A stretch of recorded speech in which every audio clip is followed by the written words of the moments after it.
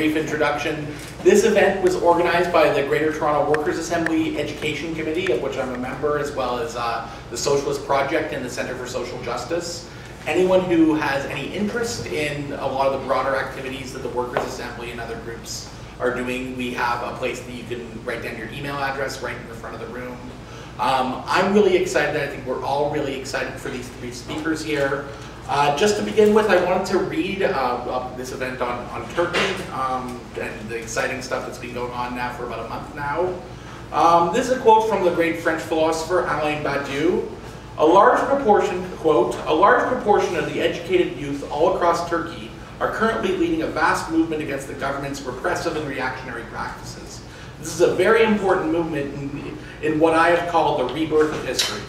In many countries around the world, middle school, high school, and university youth, supported by a part of the intellectuals and the middle classes, are giving new life to Mao's famous dictum, "It is right to revolt."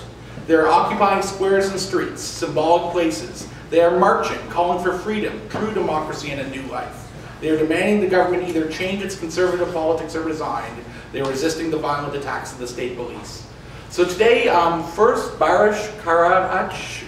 I'm terrible with pronunciation. Perfect. Baris is going to be, and Ezgi Dobra are both going to be speaking on the political economy and the kind of politics of Turkey as we speak. Whereas Balja, finally, after the two of them, is going to speak with a PowerPoint presentation on the specificities of the protests themselves. So without further ado, Baris. Thank you very much. First of all, I would like to this time, thank the organizers for giving us this opportunity to talk about what is going on in Turkey. It's a pleasure. It's a great pleasure to be in this venue, but at the same time it's a torture for me because it reminds me of how much I've missed Turkey. So with all the olives, with the wood, hopefully in August I'll be eating olives in Turkey, and hopefully sometime soon we'll be all picking olives in Free Palestine, hopefully. In my speech I would like to focus on the AKP rule, but I think to be able to understand the AKP rule and what is happening right now in the last 3 weeks, we need to go a little bit back. So I'll be looking at the neoliberal experience. And in this process, in this talk, I will ask the question, try to address why and how this party came to power and remain in power. And has the party been able to deliver on its promises that it made, particularly in 2001, right before, and 2002, prior the general elections at the time.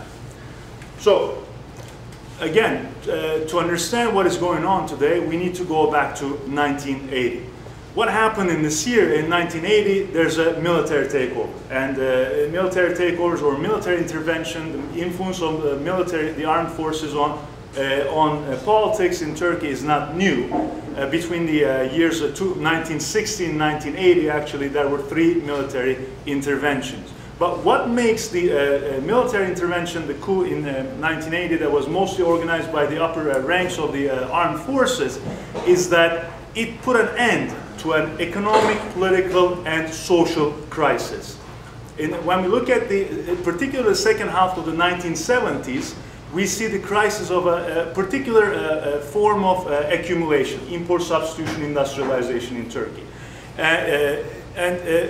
This was also accompanied by a political crisis, a social crisis overall, with right and left forces, wing forces, literally fighting in the streets and in the countryside. On the left, you see various socialist, communist parties, Maoist, Marxist, Leninist, etc. On the right, you see the state, its forces, but at the same time, fascist militia. Between 1975 and 1980, there are 5 coalition governments. This is a period of social turmoil and instability. In 1980, in September, the military puts an end to this social, political, and economic crisis. Right? But at the same time, the military intervention, the coup, clears the way for neoliberal forces to bring in neoliberalism in Turkey. So while the military was in power for 3 years, between September 1980 and 1983, we see 650,000 people being arrested, more than 1,600,000 people being blacklisted, and 50 people being hanged. And we see that there were 300 days without any newspapers. It was forbidden. So what the military does is that it crushes social and political opposition. When you look at the discourse of the military leaders at the time, they argued that actually they crushed both the right-wing and the left-wing opposition, but of course it was quite uneven, with the unions and political parties of the left being dissolved, their leaders jailed, etc., etc. Right? And Hayek once said that a transition to a free market economy may require a dictatorship. And this, in a way, it confirms what Hayek said. We can look at the Chilean example, and then we can look at the Turkish example, which was to a great extent copied by the leaders of the military at the time, actually. So, in this new period, after 1980, but particularly after 1983, we see a deliberate attempt. But before that, I'm not talking about a conspiracy theory here. I'm not arguing that the military was merely the instrument of the dominant classes, and then these classes used the military to initiate a new period. No, I'm not saying that. I don't want to get into that. We love conspiracy theories in Turkey. I'm not a big fan of them. All I'm saying is that it cleared the way for neoliberalization. So, in this new period, there was a deliberate attempt to transform the overall social relations in the entire country. And this was done by a triple alliance. We had the state and political structures. We had a big capital, which suffered a lot from the crisis of the 1970s. And we have the World Bank and the IMF. When we look at the neoliberal period since 1983, I will be following Korkut Boratap, a prominent political economist from Turkey, and we can divide it into 3 stages. One of them is between 1980 and 88. So this was the military regime and the Özal government. We see the crushing of labor and its organizations, political and parties and labor unions, and there was an overall assault on the left. And then between 1989 and 1993, we see a significant labor militancy and a series of populist policies. And between but at the same time, between 1989 and 1993, we also see something very interesting, and that is financial liberalization. The introduction of, implementation of financial liberalization in Turkey, which would have very significant consequences in the following 2 decades, including today. Right after this, between 1998 and 2008, we see neoliberal development. This also involves the AKP rule. Neoliberal development under the supervision of the IMF. So most, if not all, macroeconomic policies were determined by the IMF and then implemented by the Turkish governments in this period. Now, I'll take one step back, and I'll be focusing on the 1990s. What happened in the 1990s? What we see in the 1990s is that we see a series of crises, economic crises, 1994, 1999, and then in 2001. And particularly the crisis in 2001 is a significant one, because the AKP comes to power right after this crisis. So now I want to look at I want to look at the AKP and its lineages, its heritage. In the last, in the post-war period, if we focus on the post-war period, we can argue that the legal Islamist party, or Islamic party, however you call it, has constituted the most organized force challenging the secularist, the Kemalist secularist hegemony in Turkey. And when we talk about hegemony here, we can talk about several axes. We can talk about political leadership, authority structure, social use of space, class relations, etc.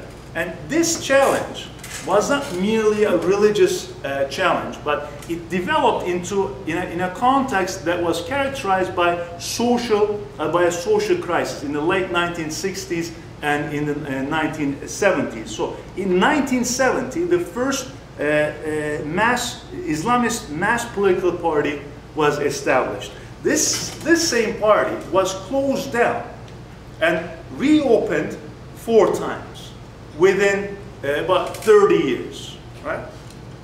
And the AKP, some scholars have argued, or Justice and Development Party, emerged out of, to a great extent, Islamism's defeat at the hands of the military, the 4th military intervention in the post-war period in 1997.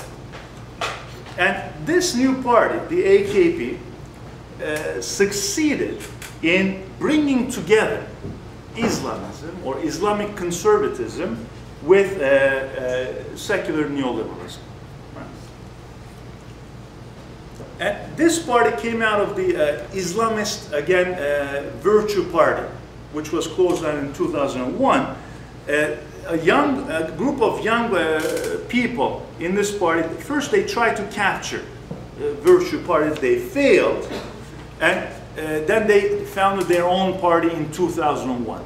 What distinguished these people from the Virtue Party, the cadres as well as the leadership of the Virtue Party, is that they were increasingly neoliberal, and also they were quite pro-US. And this has not changed.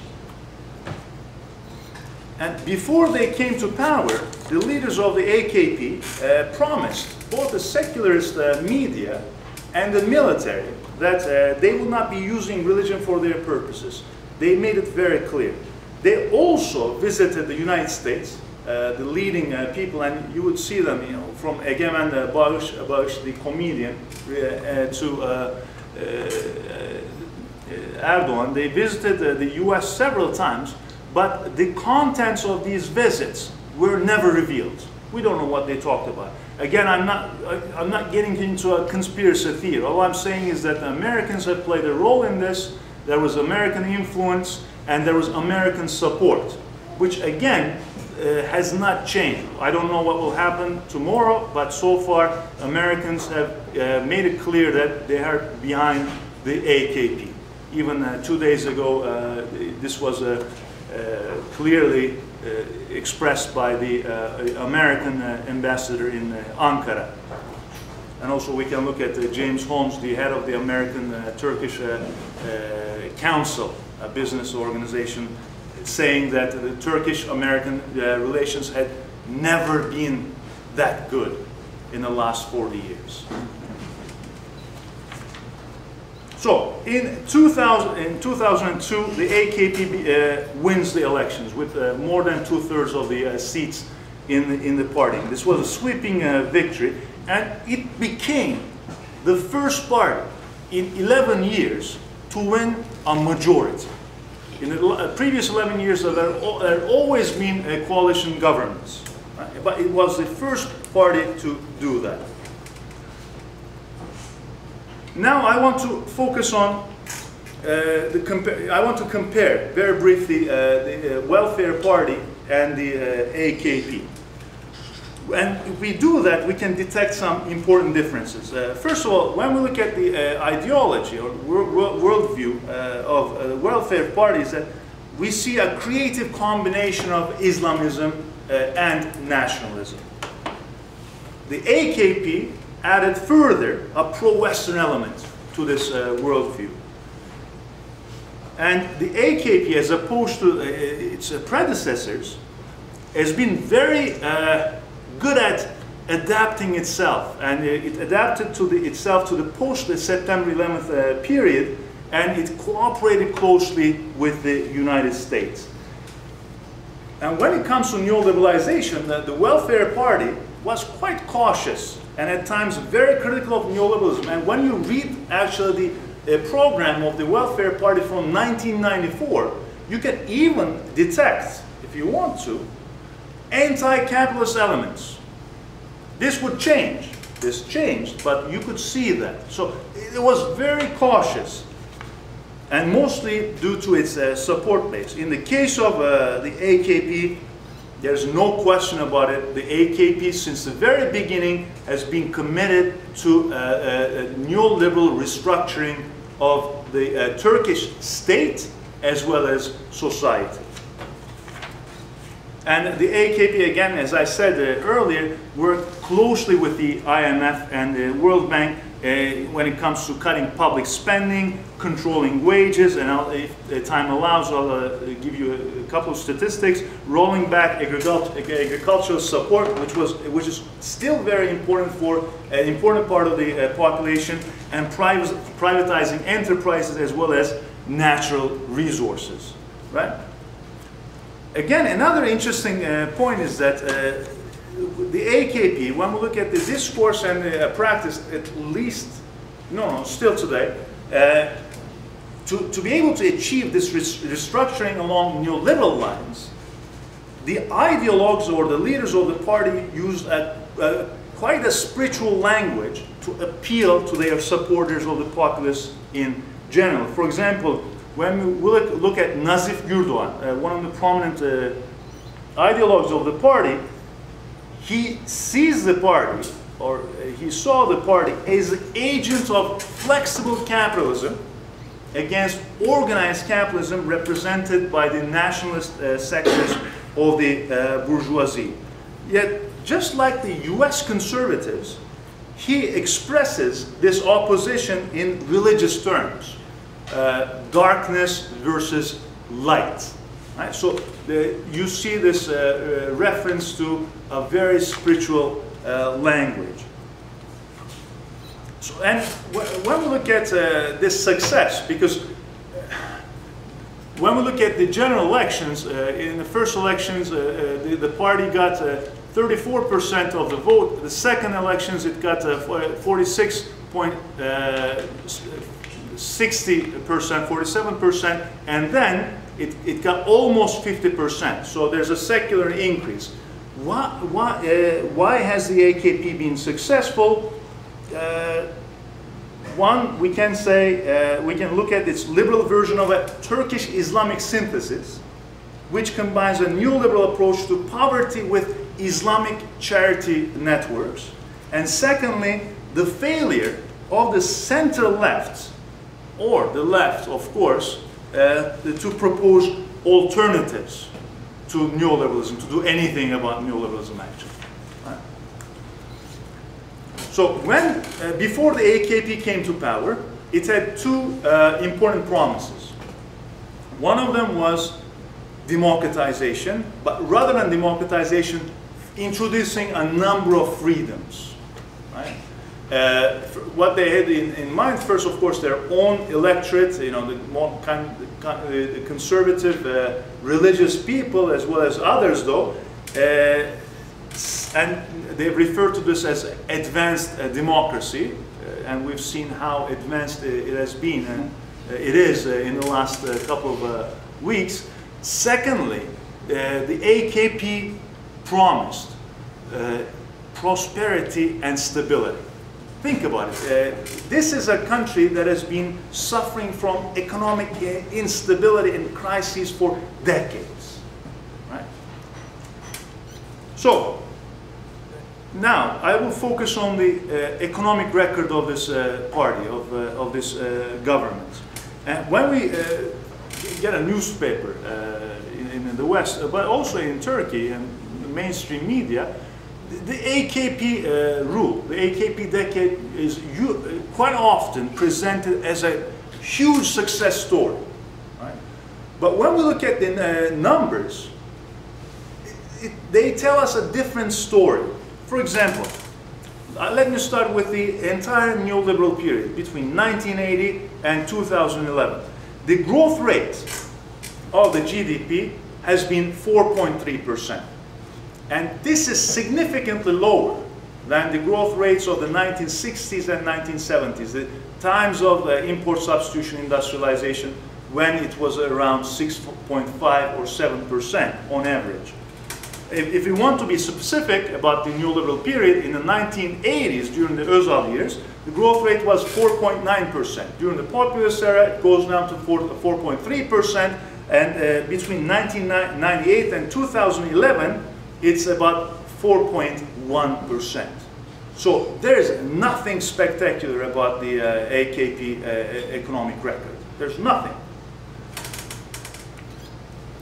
And even when we look at the most recent period, there are a couple of years, 2010 and 11, when there was a very high rates of growth, but this followed a year of a contraction at the rate of 4.9%. And so, but overall, the last decade, the growth rate was not higher than 4.5%. An important point here is that these statistics show us that when there is foreign money flowing into Turkey, the economy is doing well. When that inflow slows down or contracts, the economy is in deep trouble. And this is exactly what happened in 1994, 1999, as well as in 2001. Right? But the main difference, again, as Korkut Boratov makes clear, is that foreign dependence in the last decade has increased tremendously, particularly since 2006. And another prominent economist, Erinç Elden, he refers to the past decade under the AKP rule, a gradually deflating balloon subject to erratic and irregular whims of the market. What we see, particularly since 2006, is very high rates of current account deficits. And Turkey is not a country that has historically run large current account deficits. What is more alarming is the way these deficits have been financed. These are financed mostly by short-term hot money inflows. And it is impossible for a country like Turkey to sustain this form of accumulation and development, whatever we call it. And just a quick statistics. Again, when we look at the working masses, the GDP growth by itself doesn't say much, actually. But when we look at, for example, distribution of the wealth that is being created, since 1998, labor productivity has increased by 36%. But real wages, again, particularly during the AKP period, have fallen by 8%. But again, here we should not forget that the concept, the issue of charity has played a very, very important role. And we should not belittle this. So when we look at the overall economic record of the AKP, two things are clear. First, it is not spectacular by any means, by any standards. But still, whatever tactics or policies they've introduced and implemented, they've been able to preserve the stability of the economy. We don't know how long it will last, but they have been able to do that, and for the first time in the past 50, 60 years of Turkish history. So I will stop here and I will let Ezgi continue.